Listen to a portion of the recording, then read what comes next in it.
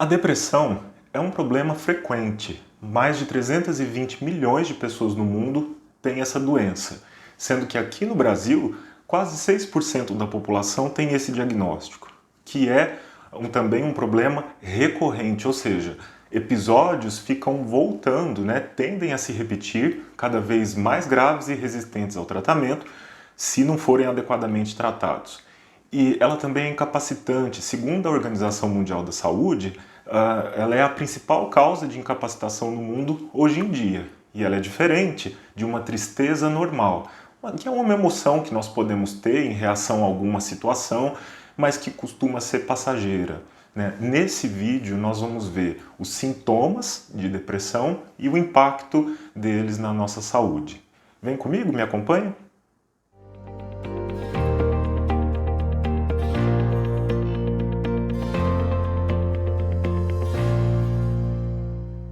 Então, como eu estava falando, a depressão é diferente de uma tristeza, que é uma emoção normal, que vem, que pode durar alguns dias, mas que costuma ser passageira. No caso da depressão, nós temos sintomas intensos que representam uma mudança no estado anterior do indivíduo, e que causam um prejuízo muito grande, e eles duram pelo menos 2 semanas. Então são sintomas que são duradouros, causam um sofrimento, um prejuízo significativo e permanecem na maior parte do tempo por pelo menos 2 semanas.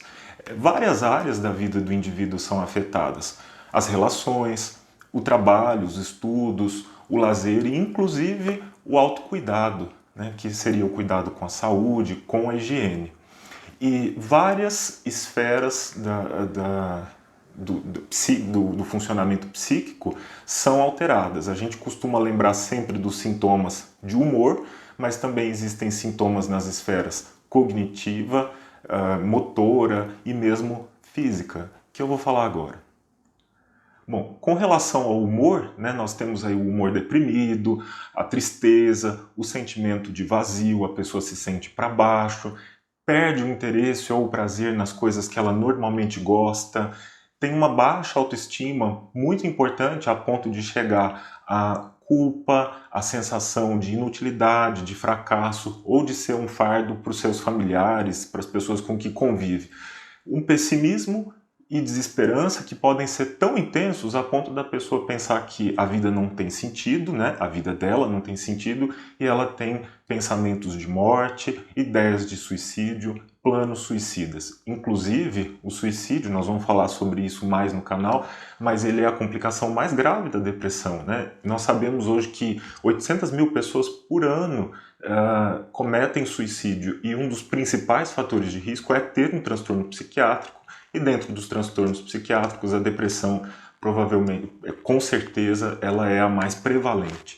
Além desses sintomas, ansiedade, irritabilidade, pensamentos obsessivos que ficam voltando na cabeça, e incomodam muito o indivíduo, frequentemente estão presentes.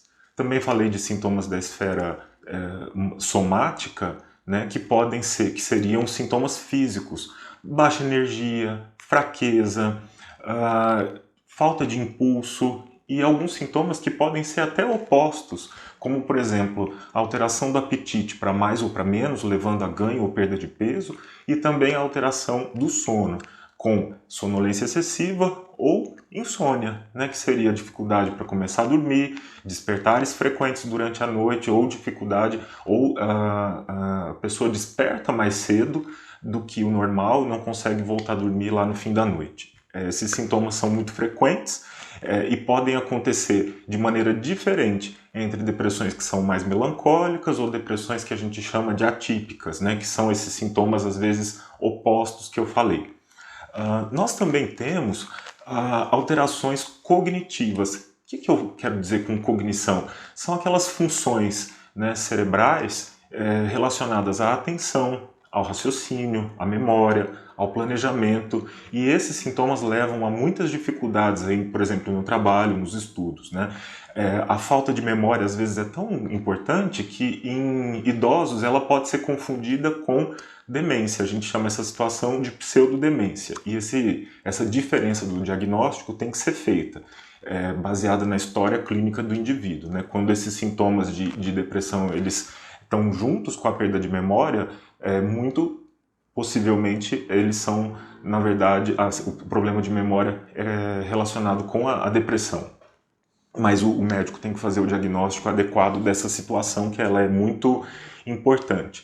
Além dessas dificuldades de concentração, motivação pobre, ideias obsessivas, né, como eu falei, que ficam voltando na mente, indecisão, hesitação, são sintomas que a gente vê aí com frequência e a gente, inclusive, tem que fazer o diagnóstico diferencial dessas situações, né, com outras doenças ou mesmo outras situações que também se apresentam com esses sintomas todos, que a gente chamaria de síndrome depressiva ou episódio depressivo.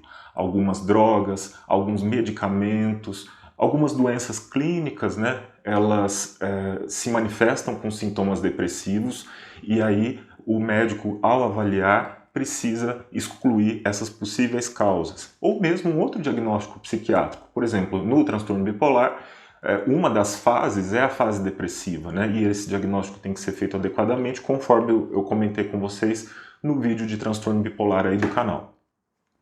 O diagnóstico, uma coisa muito importante para ser dita, é que ele é clínico, ele tem que ser feito pela entrevista do médico com o paciente que relata os sintomas e não existe exame que detecte depressão.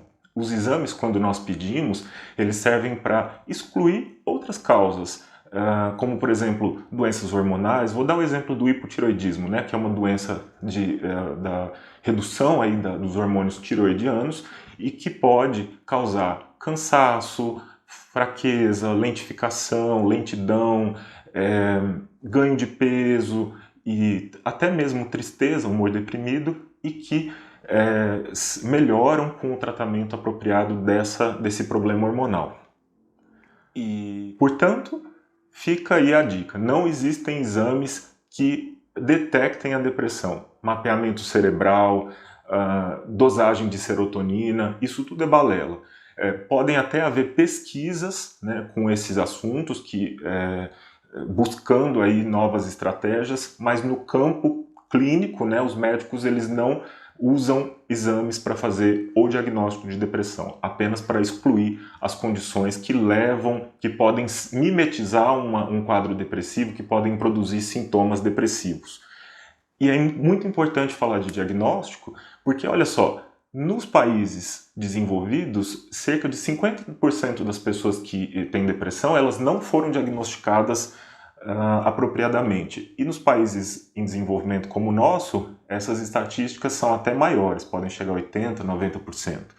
E isso é muito grave, considerando que a depressão traz um impacto não só para a saúde mental, né, com o risco de suicídio, como eu comentei, mas também o abuso de substâncias, problemas com álcool e outras drogas, e também para a saúde como um todo. Por quê? Ela prejudica a adesão ao tratamento, aos outros tratamentos, então a pessoa se sente menos motivada a cuidar da sua saúde, ela não toma seus remédios, ela não faz a sua dieta, ela não faz sua atividade física, e isso leva a uma pior resposta, uma pior evolução, e em alguns casos a depressão inclusive acentua ou agrava alguns problemas de saúde concomitantes, como por exemplo doença cardiovascular, doença do coração, ou mesmo doenças imunes, quando o organismo produz uma reação inflamatória contra si mesmo, né, e aí nós temos um agravamento pelos sintomas depressivos. Isso já está bem pesquisado, bem descrito aí na ciência.